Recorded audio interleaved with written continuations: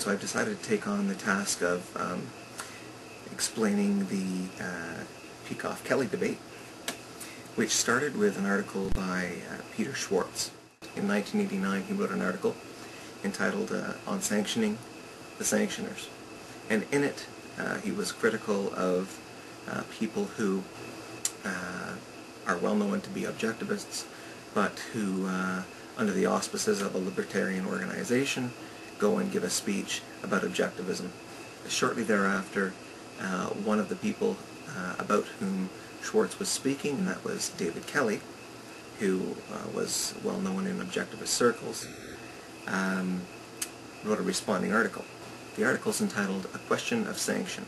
Now in that article, Kelly makes four main points. The first is the idea that there are levels or degrees of viciousness, and that libertarians should not be considered as vicious as, for example, communists.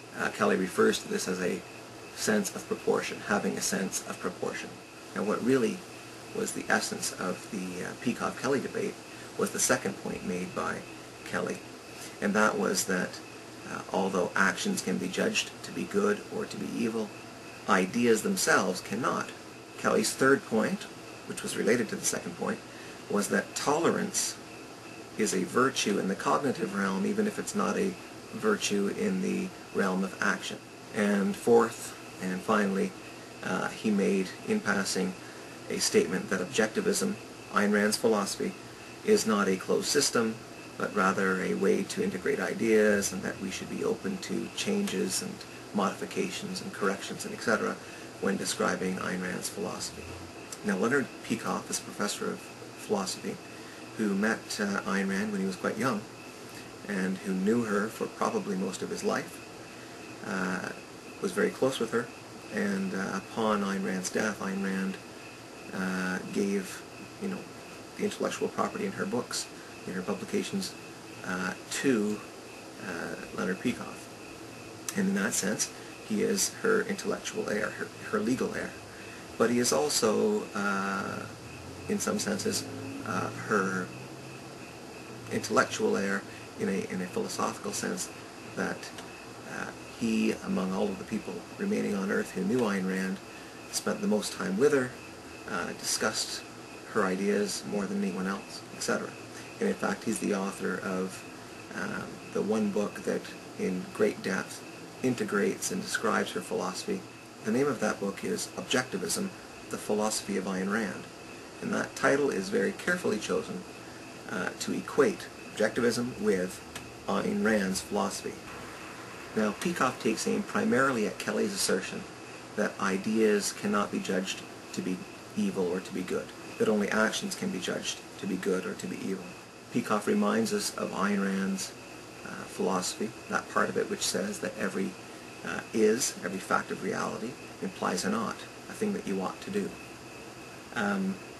Which isn't to say there's only one thing you ought to do given any fact of reality, but in any given context, the facts of reality, combined with your knowledge of what is your highest value, in other words your life, and your purpose, that is your own personal happiness, those things together will determine your course of action, your ought.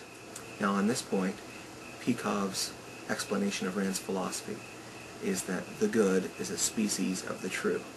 In other words, a fact of reality implies something that is good, and a falsehood implies something that is not, something that is evil.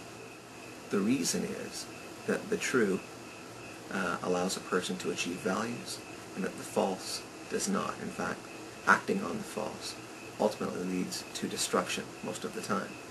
And so to say that something is true is to say that it is ultimately good because it will lead to values. To say that something is false is to say that it is ultimately evil because it will lead to destruction. Now in Ayn Rand's philosophy, as Peikoff explains, we praise the good or reward the good, and we do not reward the evil. In fact, we withhold reward from the evil. This, in fact, is the essence of Ayn Rand's most famous novel, Atlas Shrugged. Now, Peikoff, of course, agrees with Kelly that in Ayn Rand's philosophy, actions are judged to be good or to be evil. But he explains that the only reason that we judge actions to be good or to be evil is because of the ideas or value judgments that lead to those actions. If there were, a mindless entity were doing actions without thinking about them, we wouldn't condemn the actions as good or evil any more than we would condemn the actions of a rat as good or evil. Good and evil are things that are values that we assign to human decisions, human value judgments, human ideas. Peikoff explains that ideas and value judgments that follow from rational thought are those that ultimately lead to the creation of values, in other words, to the good, and that irrational or non-thought evasion leads not to value, but to the lack of value or even to destruction. And those things, destruction, we would consider evil under Rand's philosophy quite clearly.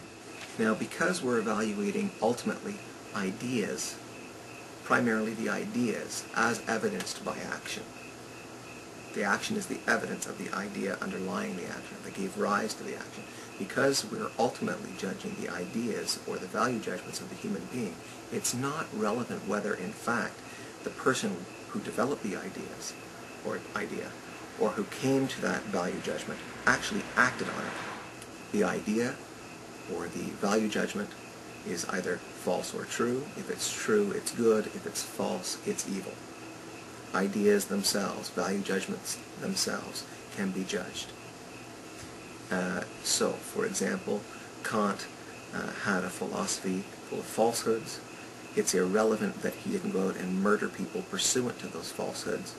Obviously, his ideas led other people to act on those falsehoods and to murder many. Hitler, Stalin, etc., ultimately were influenced by Kant's philosophy when they murdered people. That doesn't mean that we only judge Hitler and Stalin. It means we judge those ideas, those value judgments themselves. Kant's ideas, Kant's value judgments themselves, as evil. We judge them to be evil. Because they can't lead to the creation of values, they can only lead to destruction. The evidence of that is that when acted upon by Hitler and by Stalin, we saw the death of millions. But it wasn't simply the death of millions that we judged to be evil. It's the idea that led to the actions that led to the death of millions.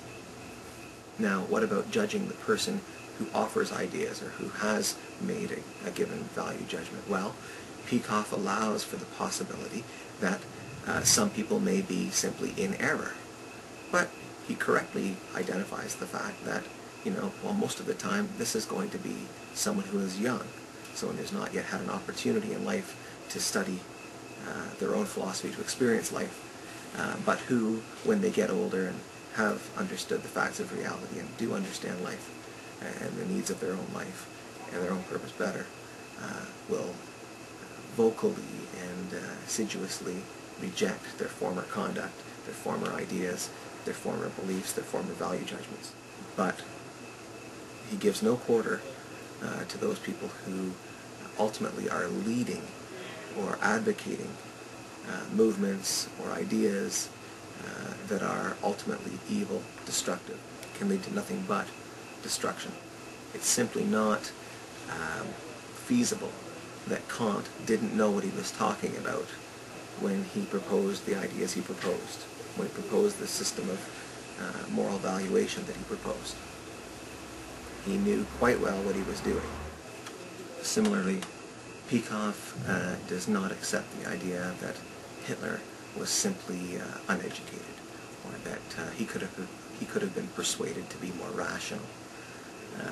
He quite realistically says no, that the Hitlers and the other organizational leaders of the world who promote irrational philosophies, who promote irrational movements, who suggest that people ought to engage in irrational modes of thought or irrational behavior, those people know what they're doing. They're not simply in error. They might be delusional, they might be acting quite knowledgeably, but either way, they are to be judged as evil. Now, to Kelley's third point, toleration, Peikoff explains ultimately that to tolerate what is evil, to tolerate what is false, and therefore evil, is ultimately to tolerate that which is anti-life. And tolerating that which is anti-life is completely contrary to Ayn Rand's philosophy, which says you do not tolerate that which is false, that which is evil, that which leads to death, that which leads to destruction. So tolerance is not a virtue, whether in the cognitive realm or in the realm of action. Ultimately, and this is getting a bit abstract, but Peikoff explains that by tolerating evil ideas, by not judging ideas as good or evil, Kelley is tearing fact from value. He's tearing cognition from evaluation. He's tearing the mind from the body. All of these things are completely contrary to Rand's philosophy. And he explains, and I think quite rightly, that ultimately what Kelley is advocating is a form or an expression of subjectivism. Don't judge. It's best not to judge. We shouldn't judge other people's ideas. We should only react when they, become violent. It's that sort of hippie attitude that we tolerate all value judgments, all ethical systems, that all we ever condemn is violence, or otherwise conduct that we don't like, but that we don't criticize or judge anyone's ethical system as good or evil, better or worse. Now, in response to Kelley's submission that Ayn Rand's philosophy is not a closed system, that's merely a means of integrating ideas, Peikoff says, no, it's a closed system. Ayn Rand's philosophy is Ayn Rand's philosophy. Objectivism is objectivism. Objectivism is the word that is used to refer to Ayn Rand's philosophy. Therefore, that which is Ayn Rand's philosophy is objectivism, and that which is a modification of, or a correction of, or an addition to, or a subtraction from Ayn Rand's philosophy is not objectivism. Call it what you will, but don't call it objectivism. Now finally, Peter Schwartz wrote an addendum to Peikoff's essay, Fact and Value. The essence of Schwartz's addendum is that justice requires denying any sanction, any moral respectability to that which is evil. Libertarianism is founded on this idea that we can get together a whole bunch of people around this political concept of liberty, and we need not care about why people like liberty. We need not care what their ethics is, what their epistemology is, what their metaphysics is. We'll just all get together because we all like liberty.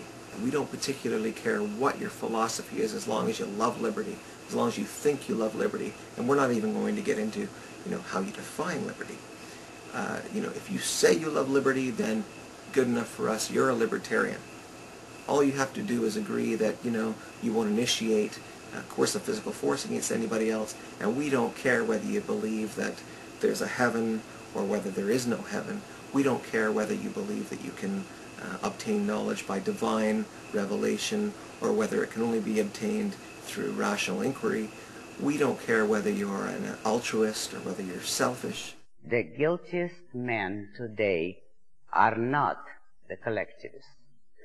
The guiltiest men are those who, lacking the courage to challenge mysticism and altruism, attempt to bypass the issues of reason and morality, and attempt to defend the only rational and moral system in mankind's history, capitalism, on any grounds other than rational and moral.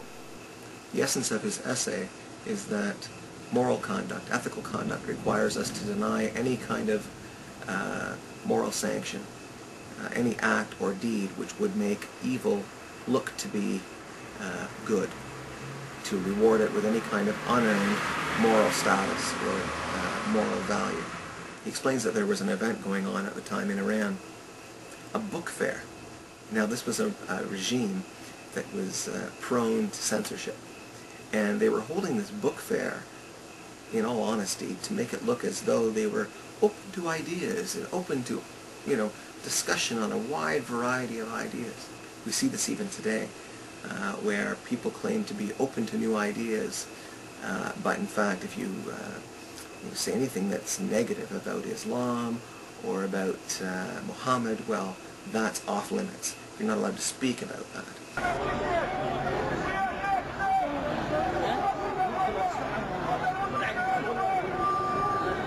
Well, in Iran they were having this book fair. And clearly the purpose of the book fair was to make it look as though Iran was a place in which freedom of speech was a given, and that people were free to say what they wanted to say, and that it was a place for wide-ranging and divergent intellectual discussions. And so Iran had invited several Western book publishers to come and participate in this book fair.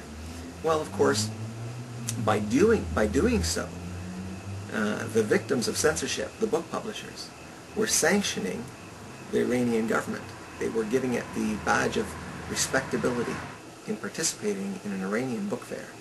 The Western publishers were making it look as though Iran was a place which was protecting free speech, which was in favor of open dialogue, which didn't care about offensive speech, which was of course false.